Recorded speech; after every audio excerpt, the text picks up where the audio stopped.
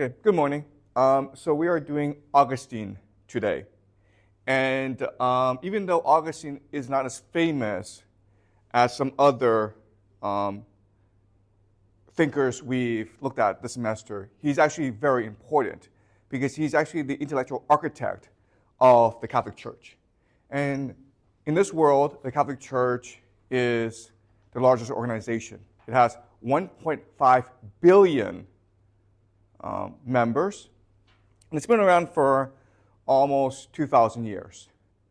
So, and Augustine really is the individual who conceptualized the idea of the Catholic Church. So, for us to understand what the Catholic Church is and why it's endured for so long, I want to introduce a new idea to you called the end of history.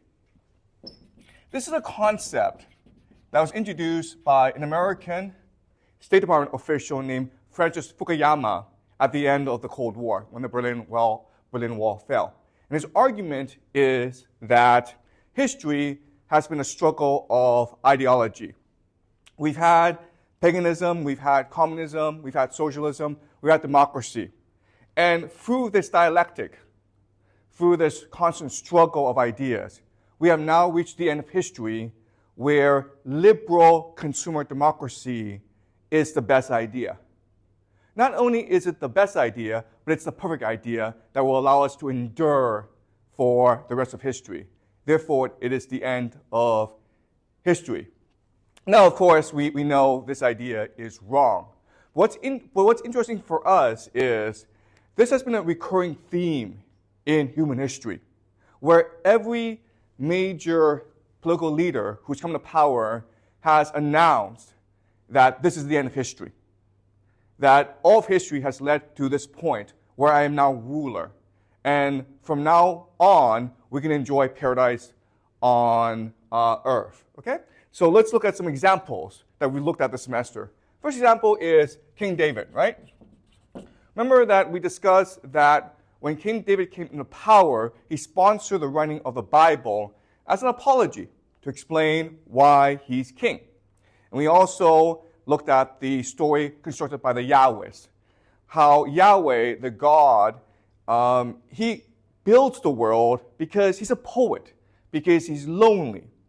And his history is a journey of Yahweh trying to find a good friend that could accompany him for eternity. And it turns out, eventually, he finds David. And so when he finds David, he anoints the house of David as the permanent rulers of our world. Okay, so that's the Bible. But then you have Augustus, who sponsored the writing of the Iliad. And remember, the Iliad, it's really the journey of the Trojan hero Aeneas as he leaves Troy, and he is destined by the gods to found the city of Rome and the Roman Empire. And why does he do this?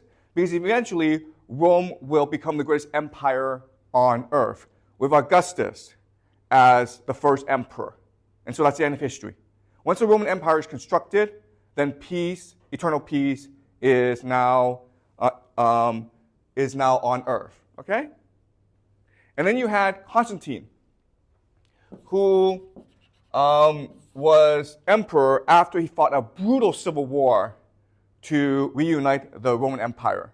And once he rebuilt the Roman Empire, he converted to Christianity, and he organized in 325 the Council of Nicaea, where they agreed to introduce the idea of the Godhead. Remember we discussed last class how the idea of the Godhead, it marks a major intellectual revolution in human history. It's the beginning of monotheism. It's the idea that God is both everything and nothing, which is also the idea of empire. Okay? There's also a major civil war after Constantine dies. Another Roman emperor, Theodosius, comes to the throne, and in 380, he issues something called the Edict of Thessalonica, which established Christianity as the official religion of the Roman Empire. And when he does that, they begin to root out paganism and other religions. And at this point, you can also think this is the end of history. We've discovered Christianity, which will make paradise on earth. The problem, though, of course, is that in 410, Rome is sacked. And this is a problem. This creates something called a crisis of faith. Why? Because a lot of people believe that Rome was sacked by the barbarians, by the Visigoths, precisely because Rome converted to Christianity. Before, Rome was a pagan society. And they believed that by converting to Christianity, two things happened. The first thing happened was the old gods, Jupiter and the others, became furious at the Romans and were determined to punish the Romans by sending the barbarians, okay? Also, they believed that Christianity, it's a religion of slaves. It teaches us to be merciful and kind and compassionate. But that's not the way the world works, okay? So now you have a crisis of faith.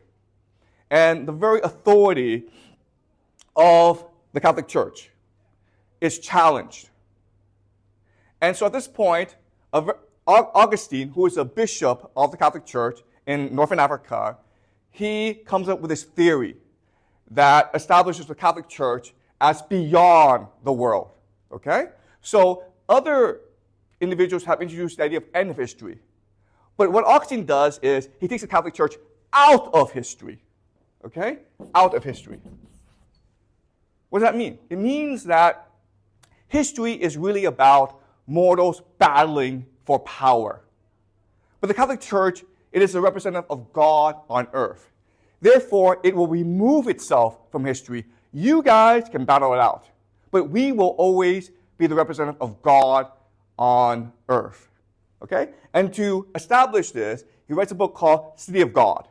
And he talks about two cities. You have Rome, which is the earthly city. It's a city of power and greed and the self.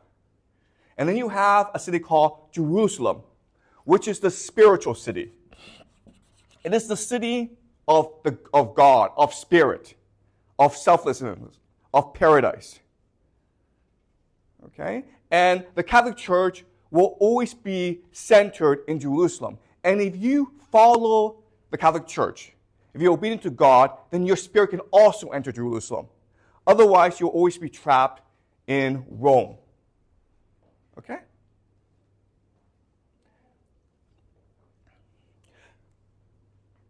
What he also does, that's very important, is by establishing this theory, he solves a major problem for political leaders. Remember, before David, Augustine, Constantine, whenever they came into power, they faced three major problems. The first is legitimacy. Why are you the king? The second is cultural cohesion. How do you unite the people behind a common ideology? The third problem was cultural differentiation. Why are you different from other people? Okay? And what the Catholic Church under Augustine proposes is, we'll solve all three problems for you.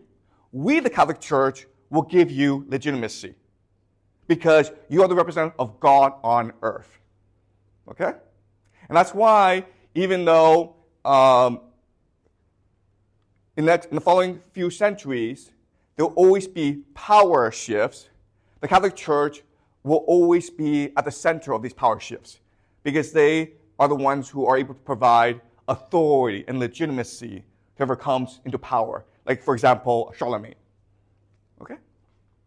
So that's what Augustine is proposing. So today, what I want to look at are some of Augustine's writings to see what is the ideology or doctrine that underlies the Catholic Church. This is important for us because it is Augustine's ideology that will drive European history for the next 1,000 years. In fact, I will make the argument to you today that it is his ideology that will mark the coming of the Dark Ages in Europe. 500 years when society lacked social innovation and you weren't allowed to criticize authority. Okay? So that's the argument to you today. I'll sit over here. And oh, thank you. Okay. All right. Yeah. Sorry. Yeah. This is why I don't use computers. Okay. Yeah. It's fine. Okay. All right. So we are going to look at two major works of Augustine. The first is Confessions, and Confessions is very famous. It's something that most people would have heard of, and it's really the autobiography of Augustine. And in fact, it's considered the first authentic autobiography in the world. And in the story, he talks about his life, where he grows up with a pagan father and a Christian mother named Monica. And in the beginning, he is a very disobedient young man. He refuses to follow the wishes of his mother and refuses Christianity. And he goes on a long journey of youthful sin, okay? He has a mistress who he doesn't marry. He explores heresies like Neoplatonism and Manichaeism. But then one day, he has what we call a Damascus moment, right? God speaks to him and says, Augustine, open the Bible. He opens the Bible, and this starts his religious journey.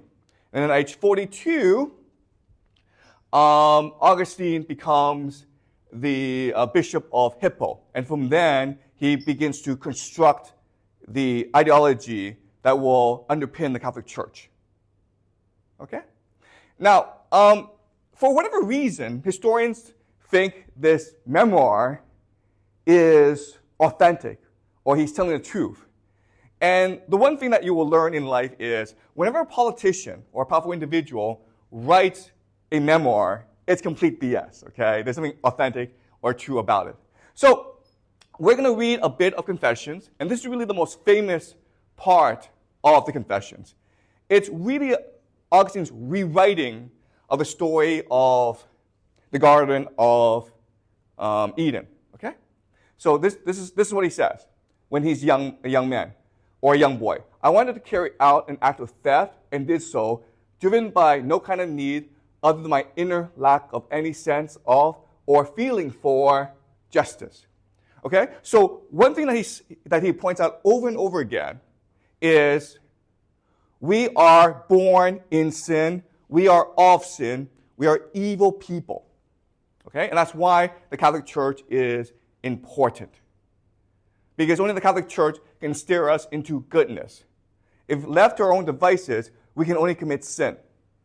And this starts from the womb, okay? We are born in sin. We are born of sin. I saw something which I had in plenty of much better quality.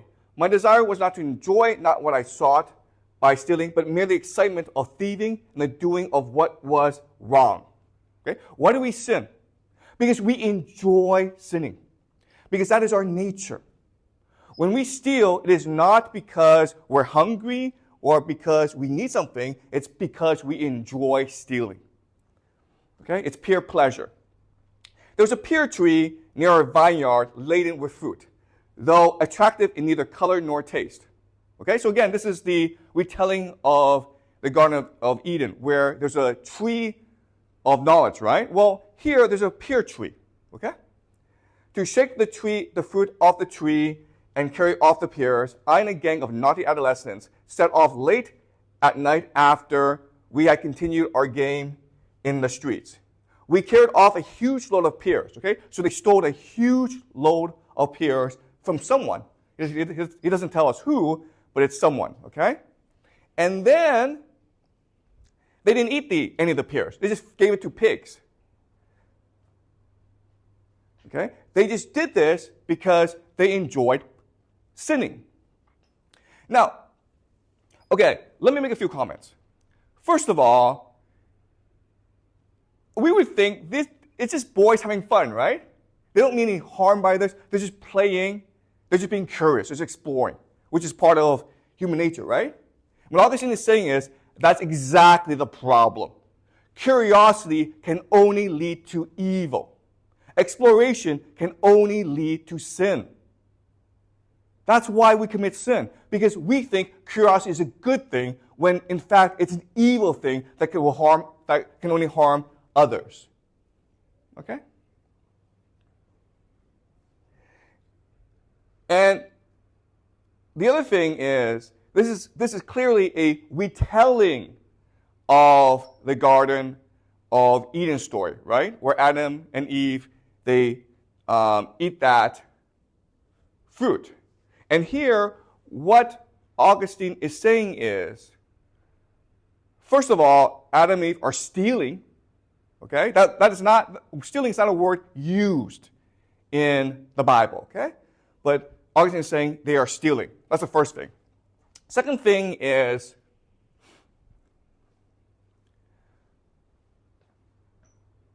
Augustine is saying that the stealing was intentional. They knew what they were doing was wrong, but they did it because it felt good. Okay? So this is a radical reconceptualization of the idea of original sin. Remember, Paul introduced the idea of original sin to us, where why did Jesus have to come to redeem us? Because we disobeyed God in the Garden of Eden. It was a mistake, and Jesus had to pay ransom for that mistake. Okay? That was Paul's argument. What Augustine is saying is something radically different. He's saying that, first of all, we didn't make a mistake. We are the mistake. All right?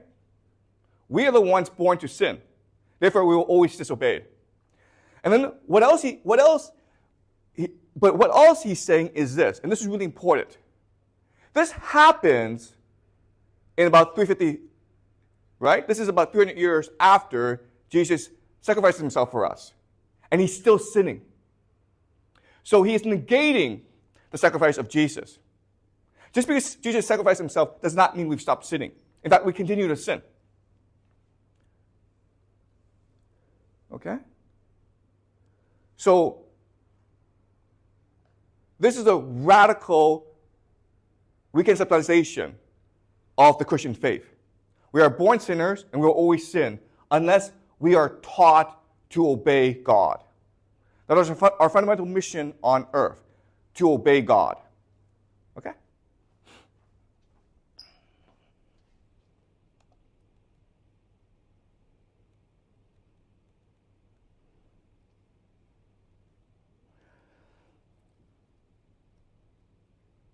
Okay, so let's go to the city of God now. And again, the city of God becomes the intellectual blueprint for the building of the Catholic Church. And one thing that he talks a lot about in the city of God is the idea of rape. And so what's happening throughout this time, and what was very common is, if a woman were raped out of wedlock, or if a woman were raped by her husband, what they will often do is kill themselves. Why? Because the Christian faith taught them that chastity was very important. Okay? And if you're the Roman Empire, this is a problem for you, right? Because you can't have women killing themselves because of rape. Rape happens all the time. If women kill themselves, then eventually you're going to have a population implosion. Okay? So actually, what Augustine will do is spend a lot of time explaining why rape is not a bad thing. Okay? So, to do so, he talks about Lucretia. Remember who Lucretia is. Lucretia, we discussed Lucretia when we discussed the history of the Roman Republic. At first, Rome was a monarchy, and the king's son, he was a sinful person, and he liked to rape other women. He liked to rape women. And Lucretia was famous in Rome for her chastity, for her virtue. So he thought it'd be fun to rape her. After she was raped, she called her husband and her husband's best friend named Lucius Junius Brutus together. And she made them swear that they will avenge her dishonoring. And they did. And to make sure that they would follow out on this, she took out a knife and she stabbed herself in the heart, killing herself. And this marks the beginning of the Roman Republic. So in the eyes of the Romans, her death, her suicide, is what gave birth to the Roman Republic. So she's honored and considered a hero by the Roman people. And what Augustine will say is, no, she's not a hero because she killed herself not for the good of Rome, but for her own vanity, for her own pride, for the fact that she lost faith. She was embarrassed. She didn't have the glory of being considered the most chaste and virtuous woman in Rome, and that's why she killed herself. And this is pride. This is arrogance. This is ego, which goes against the will of God. Okay? So let's look at very quickly what he's saying. What he's saying. Her killing herself, or suicide, because although not adulterous, she had suffered an adulterous embraces, was due to the weakness of shame. Okay? The weakness of shame. She died because she felt ashamed. Not to the high value she set on chastity. She was ashamed of another's foul deed committed on her, even though not with her. And as a Roman woman, excessively eager for honor. Okay? Pride. That's what killed her, her pride.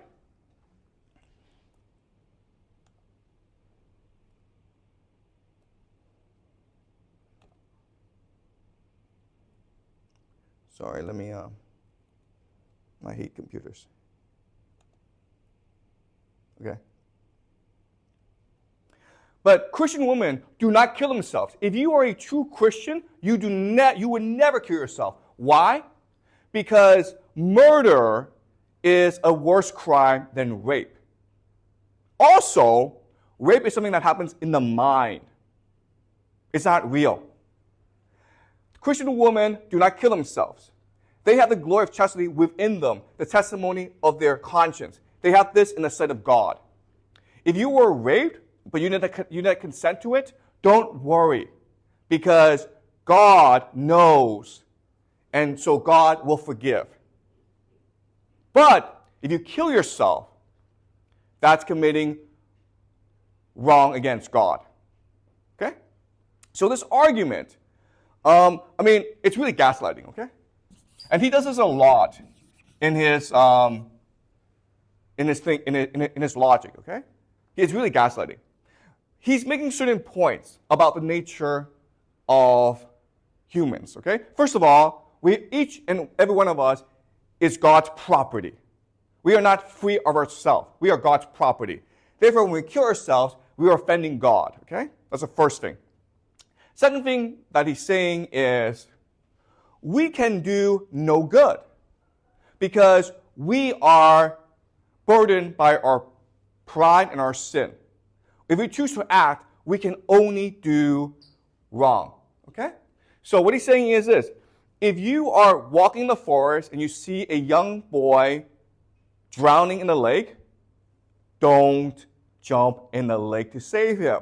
Because one, you might die, and two, everything is controlled by God, therefore everything has an intention. So if you jump and save the boy, you might be interfering in God's plan. Therefore, the only solution to salvation, how do you make yourself good in the eyes of God? Don't do anything. God knows everything. God has a plan. Just obey the will of God. And the will of God means doing nothing. And in fact, doing nothing is the best thing you can do, because if you are born of sin, and you're only capable of sin, when you do nothing, you are doing good in the world. Okay? So again, this is gaslighting, but this becomes the doctrine of the Catholic Church. And it begins what we call the Dark Ages, because it forces people, and most people want salvation, most people want to be good in the eyes of God. It forces people to be passive and obedient and unable to question and explore. Okay?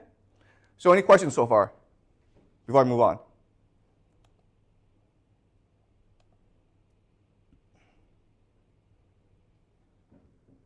Okay, let's look at another line from the City of God. Thus, when man lives by the standard of man and not by the standard of God, he is like the devil. All right? Think about this. When you choose to follow your nature, you are like the devil. It is only by negating yourself, it is only by denying yourself, can you be good. All right? If you trust your instincts, if you trust your intuition, if you use your imagination, you are like the devil. Okay? This is exactly what he's saying with this sentence. The other thing that he does is he's very repetitive, so he'll keep on going like this for a very long time. All right? I mean, this is all just repetition. Even an angel should not have lived by the angel standard, but by God's, so as to stand firm in the truth and speak the truth that comes from God's truth, not the lie that derives from his own falsehood. Okay? Even angels must live by God's standard. So only God has the power to choose. We can choose, but we can only do evil. So we should not choose.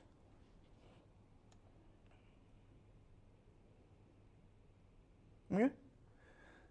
So this is so the thing about Augustine that's very important for us to understand is he studied rhetoric. And so he's very good at gaslighting. Okay? So twisting things in order to force your compliance. All right? So he says, when man lives by the standard of truth, he lives not by his own standard, but by God's. He's just repeating himself. Same sentence, but he just repeats it over and over. Okay?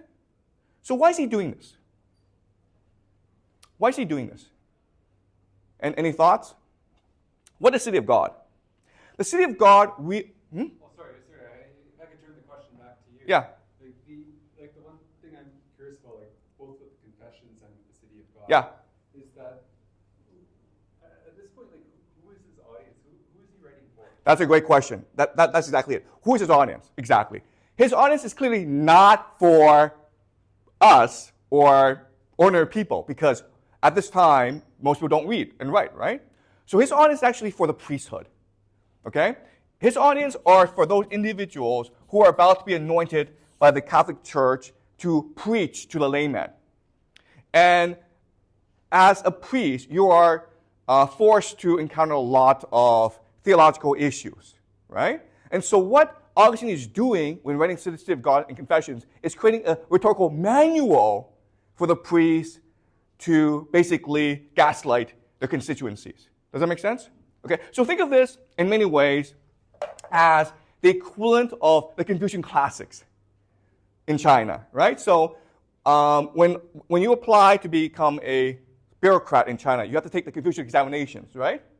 And how do you pass examinations? By memorizing this crap, right? And if you look at it, if you think about it rhetorically, if you think about the underlying theories, it's really the same thing. Okay? The emperor is always right. Just do what the emperor wants. Right? So this is in many ways, all it is a rhetorical manual that priests have to memorize if they are to become anointed by the church. Right? And once you memorize this, then whatever problems that you may encounter, you can just recite from this manual. Right?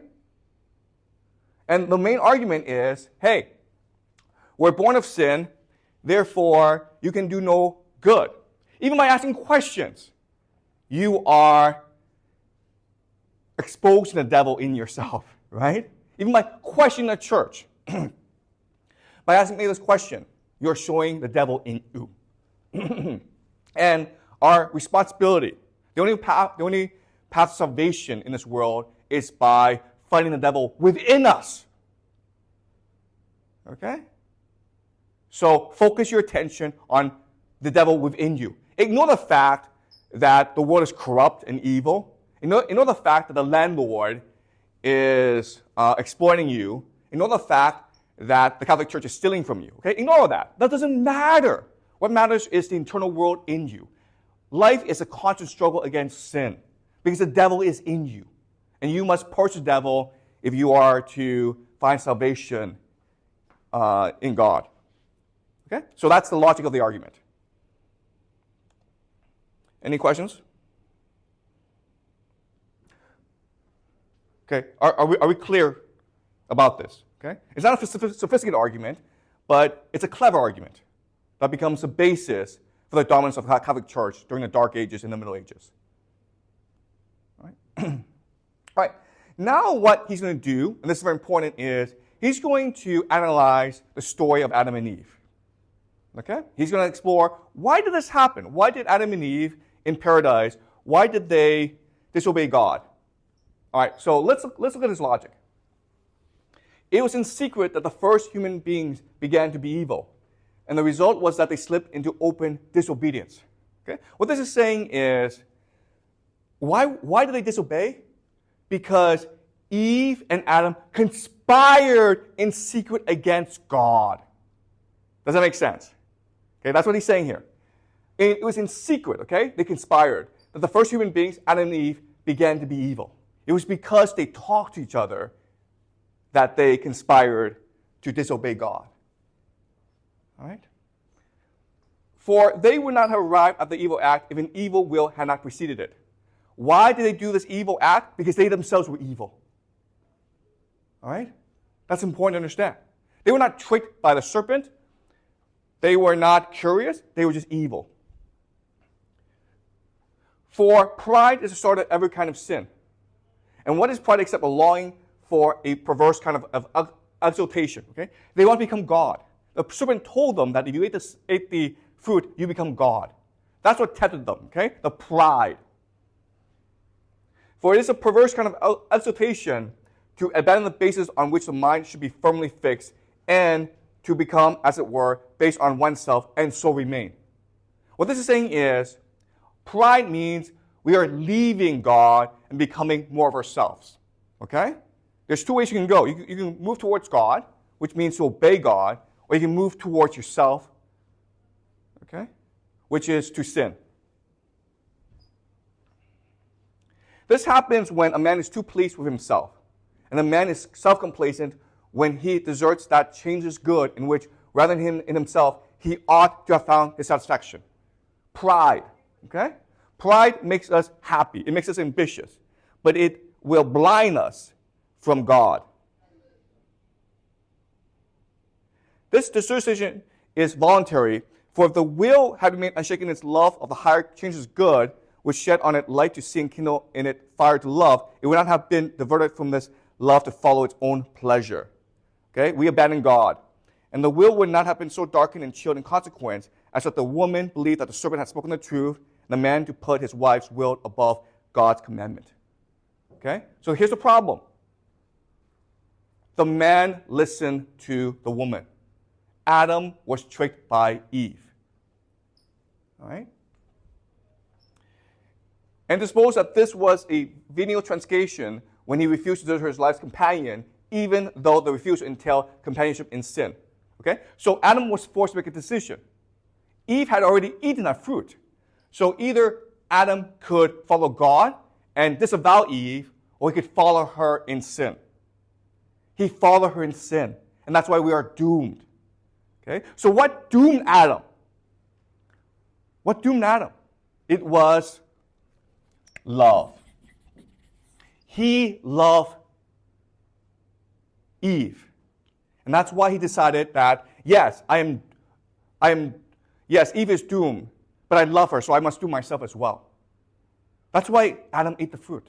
Because he could not stand to leave Eve. He was blinded by his love. So what is this telling us? This is telling us that there's only one true love, and that's the love of God, which is obedience to God. Every other love, our love for each other, is a falsehood. Okay? It is a lie. It can only lead us to sin and disaster.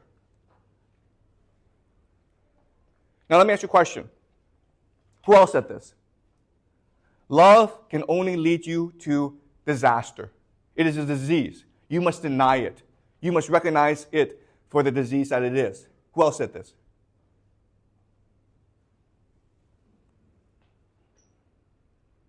Virgil, right? Virgil. Virgil in the Aeneid, remember, talked about Dido. How Dido fell in love with Aeneas. And Aeneas fell in love with Dido. But then the gods tell Aeneas, obey us. Go to Italy so you may found Rome, which is your destiny. And Aeneas, because he's a pious man, abandoned his love and did his duty. So he was honored by the gods. But Dido became consumed by her love for Aeneas. And so she committed suicide. She destroyed herself. Love will destroy you. Love will blind you. Love is evil. Okay? Only obedience is good.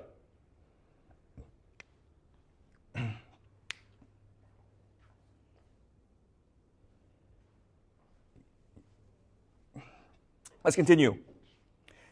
Thus, the evil act, the transgression of eating the forbidden fruit, was committed only when those who did it were already evil. That bad fruit could only come from a bad tree. Further, the badness of the tree came about contrary to nature, because without a fault in the will, which is against nature, it certainly could not have happened. Okay? But only in nature could have nothing, could have destroyed it by fault. Consequently, although the will derives its existence as a nature from its creation by God, it's falling away from its true being, it's due its creation out of nothing. Okay? So this raises a very important question for us. If it is true that we are born of sin, it is also true that God created us, then is that a contradiction? God is perfect. Why would God create a flawed, sinful person? All right? And the answer is this: because God created us out of nothing. We are a creation out of nothing. In other words, we are a failed science experiment. We are in a science experiment gone wrong. God created Adam out of dust, and he created Eve out of Adam, Adam's rib, basically, right? So he's creating us out of nothing. And this was an experiment. And because we were created out of nothing, we were born of sin. So the only path, the only way forward is for us to embrace God, to become more like God by obeying him and to deny who we are. Because if we were to become more of who we are, if we listened to ourselves, if we loved, if we thought, if we were curious, if we move into our nothingness. But the more we obey God, the more we move towards enlightenment and salvation. Okay, so that's the logic here.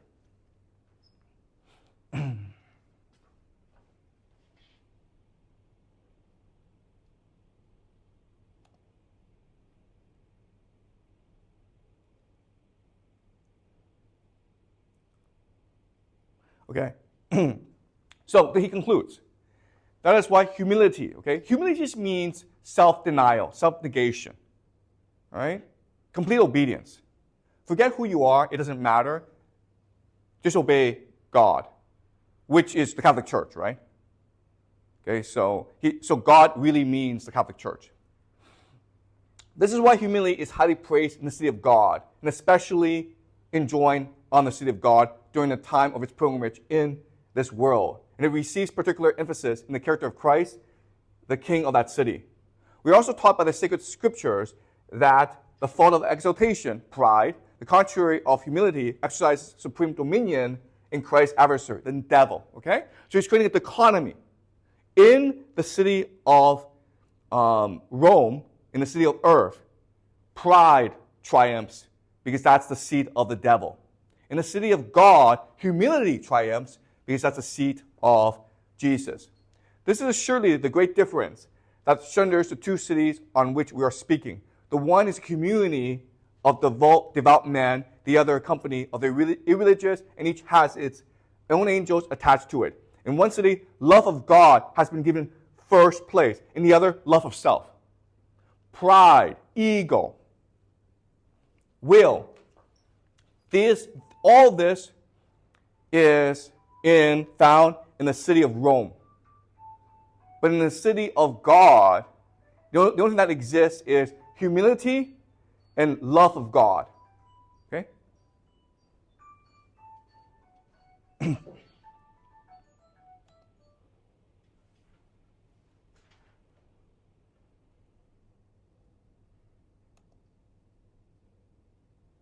Okay. Any questions so far?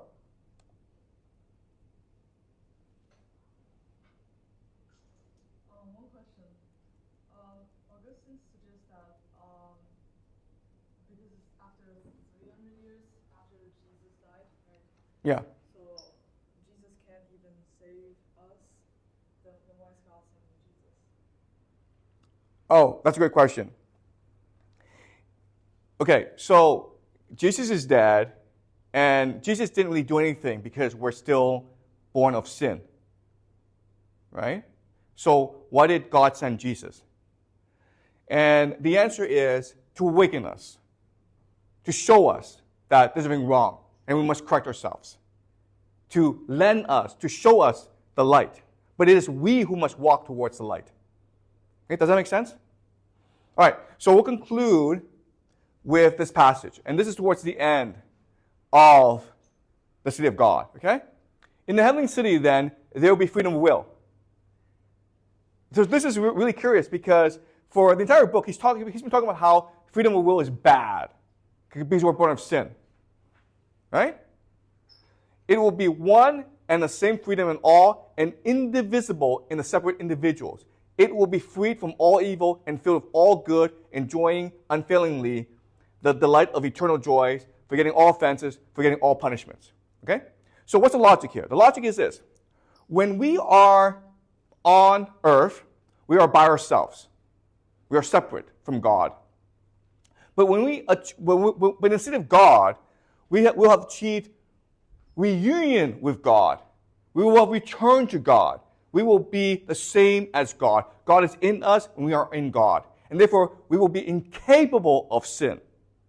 And at that point, we will have complete freedom of will because our will is the same as God's. Okay? So, I know that it's hard. Life sucks on earth. You're getting exploited by the landlord. You're getting raped by the landlord.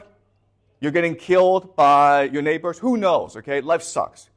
But just focus on your internal salvation. Focus on obedience. Because when you do so, you will ascend to Jerusalem. And at that point, you will be one with God. And everything that you suffered on earth will be forgotten. And it will just be endless paradise. You are making a sacrifice so that you may be saved. You're sacrificing yourself so that you may be saved. Okay? And this is a very powerful logic because this becomes the logic of many powerful movements throughout human history, including that of communism. Right? Think about the logic here. Communism. What is communism? Communism is we work really hard today to build a socialist paradise. But once we build the socialist paradise, we have complete freedom of will. We will be one and the same. We will be indivisible from each other. We will have complete freedom to do what we please. We can, as Marx says, we can fish in the afternoon and read in the evening and discuss politics with our friends whenever. Okay? We will achieve paradise. So it's the power of the city of God. Not only does it provide a framework for the Catholic Church to assert dominion over all of Europe, but it becomes the catalyst for revolutionary movements throughout human history, especially communism, but including other movements as well. Okay? All right? So any questions?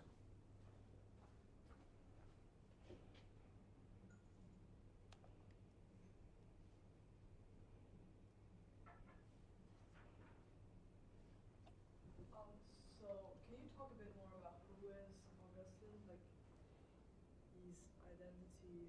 Okay, you want to know more about the biography of Augustine, okay? All right. Okay, I'll do so, but this is the very ending of the City of God, okay? So let's look at the ending together, and then I'll discuss the biography of Augustine. Yet it will not forget its own liberation, nor be ungrateful to its liberator, okay? So we have escaped this world of evil and of sin, and we are with God, who are our great liberator. It will remember even its past evils as far as intellectual knowledge is concerned. But it will utterly forget them as far as a sense experience is concerned. Okay? So what this means is, yes, we will remember the pain we suffered on earth, but the pain will mean nothing. Okay? We will remember what we experienced, but we will not remember the pain. It will be eternal paradise. No more pain, no more suffering, no more sin. Okay? For the highly trained physician is acquainted with almost all diseases as far as they can be known in theory, while is ignorant of most of them in respect of personal experience, since he has not suffered from them. Okay? We will become godlike in our understanding. We will understand why we suffered. And then we will understand suffering means nothing because we are now united with God. Okay? Does that make sense? So that's the logic of the Sea of God and Augustine. All right, so now you want to know who this guy is. All right? So there's a lot of controversy over who he is. In his biography, and again, remember, if a biography is written by a politician, it's going to be BS, all right? Just so you know. He tells us that he comes from a pretty normal family. His father's a pagan. His mother, Monica, is a devout Christian. And then through his own hard work, he started to study rhetoric in university. He became a professor of rhetoric. And then when he was converted, when he saw the light, when God spoke to him, when he had his Damascus moment, he started to study the Bible rigorously. And then he was spotted by his talent, by the church. And at 42, he was appointed to become the bishop of Hippo, okay, which is in northern Africa. And he was in that position until his death. One thing that Augustine is known for is the fact that he's prolific. All right? Prolific. Which meant that he wrote a lot of books. It's possible he wrote hundreds of thousands of pages. And his two most famous are Confessions and the Sea of God. Okay? So, most people, most scholars, take his story for what it is, okay? They believe him. But one thing that you learn in this class is to always be skeptical of power, okay? So if at age 42, he's appointed the head of the church in this region, what does it tell us? It tells us that he comes from an extremely powerful family, right? Because one thing that you learn in this class is the way the Catholic Church grew, the way that Christianity grew, is by marrying itself to power. Christianity had a very strict hierarchy, and that enabled it to be co-opted by the power elite. Okay? So this tells us the fact that he was appointed bishop, that he comes from an extremely powerful family. It's possible his father was a governor, a Roman governor, was possible a general, okay? But this is not a typical, normal, middle-class family. It can't be. Okay? Does that make sense? That's the first thing. Second thing is, he was prolific, which meant he wrote a lot. Now, in our class, there was also another individual who was extremely prolific. Who was that person? Meaning that he wrote a lot, like way too much. This person is Aristotle, right? And the thing that we said about Aristotle is he was a censor, a propagandist for the Macedonian Empire. Okay? He was trying to justify the supremacy of Greek civilization. And so when he wrote, he probably didn't write anything by himself, but he had like a team of students around him who wrote everything for him. So you can surmise something similar to Augustine. As bishop, he had hundreds of scribes, hundreds of priests, who basically took his theories and turned them into books. And that's how he was able to be so prolific. So think of him as a professor, basically, right? A university professor, a science professor, who's in charge of a lab. He doesn't actually do his own work. He has assistants for that, but he's the one directing the research and the writing. Okay? You can also see him as a propagandist. Does that make sense? All right? But he's clearly a genius. Okay? There's no denying he is a genius. Okay? Any more questions?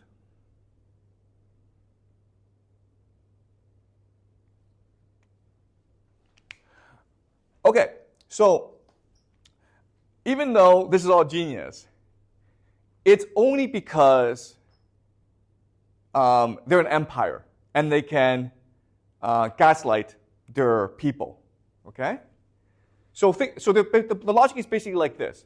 The logic is, I push you down, and you turn around and says, hey, why did you push me down? And I say to you, I didn't push you down, you slipped. There's a difference. All right? And I can do that because I'm powerful and you're not. So this is really the logic of empire. All right? Augustine is really using the logic of empire. And he's trying to force people to be obedient, right? Because obedience leads to salvation. Hey, you can disobey me, you can fool around, but this means you'll burn in hell for all of eternity. Do you really want to take that chance? Most people don't, okay? So most people at this time choose to become passive in order to avoid sin. And this will mark the beginning of the Dark Ages in Europe. Okay? But there are many people who choose to rebel. There are many who believe that exploration, curiosity, intuition, imagination is fundamental to being human. If you refuse to let me be human, then I will go somewhere else. So where do they go? Well, they go east, okay? They go east to two places. The first is the Sasanian Persian Empire. But another place they'll go that's very interesting is Arabia. Why do they go to Arabia? Because Arabia is basically like a lawless desert. There's no real authority in the desert. And there are lots of Jewish people and Christians who escaped Arabia in order to practice their faith. One thing that you learn in class, and that you will learn in this class, or that you have learned in this class, is that people take their faith very seriously. I'd rather die than not practice my faith. Okay, so all these people are going to the desert in order to practice their faith. Why is this important? Because from Arabia will come a new religious movement called Islam. All right, so these are the people who will give birth to a revolutionary new religion called Islam that will challenge the authority of the Catholic Church and of Augustine. Okay?